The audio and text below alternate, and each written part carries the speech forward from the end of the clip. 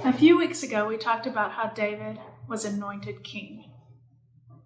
He is not yet king because Saul is still king, but this means when he is anointed, it means that when Saul passes away, David is going to become the next king.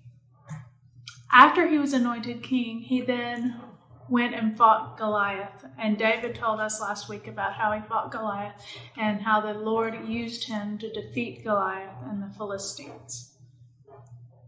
After that happened, the Israelites are praising David, and they're comparing David to Saul, and they're saying that David is better than Saul. Well, because of this, Saul gets really, really mad, and he gets jealous. And so now we have David here to tell us the story of what happens. I'd like to tell you today about the time when I was hiding from Saul, who at that time was the king of Israel, in En-Gedi. En-Gedi is a region much like it is here, lush, beautiful, mountainous. There are caves all around there. I know that area well, and I spent time hiding in caves because Saul was trying to kill me.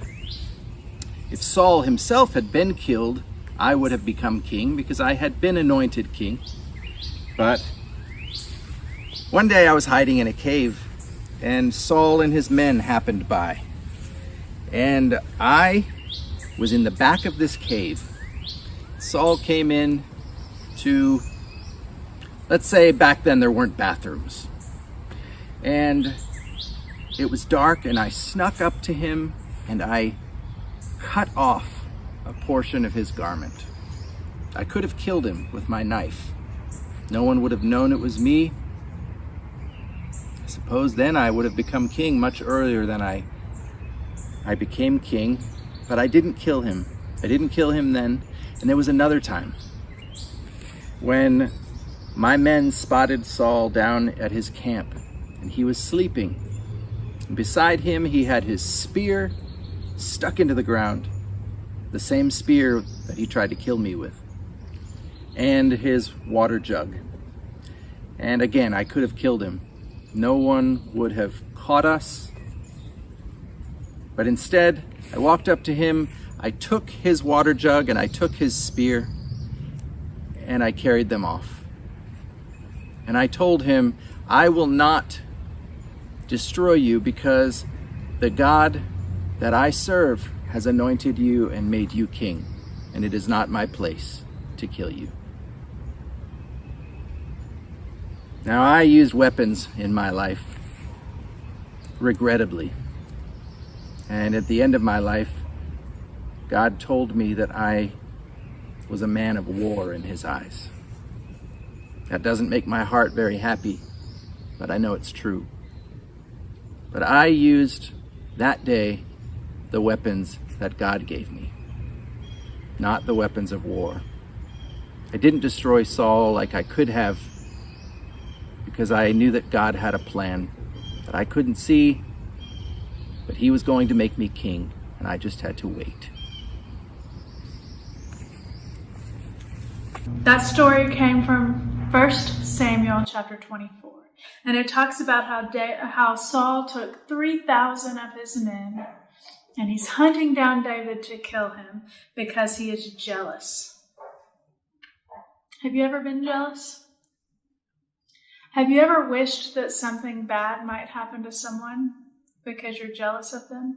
Maybe they took your part in the play, or maybe they have the solo in chorus, and you don't wish something really bad, but maybe that they would lose their voice and you would get the solo. Have you ever wished that something bad would happen to someone because you were jealous of them? I think maybe if we're honest, a lot of us have. Jealousy is powerful. And if we don't seek after the Lord, we may be tempted to wish something mean or wicked, or maybe even just say or think something mean or wicked about someone else. We need to seek the Lord, and we need to pray that he will protect our hearts from jealousy, because we don't want to end up like Saul, who takes his men and hunts down David because he's jealous that people were saying David did a good job when the Lord used him to defeat Goliath. So, David is being hunted down by by Saul, and 3,000 of Saul's men. And so David and his little group of men go and hide in a cave. What would happen but that Saul comes all by himself to use the restroom in the cave? And a lot of David's friends say, hey, this is your opportunity. The Lord has brought your enemy to you. Take this opportunity to get rid of your enemy.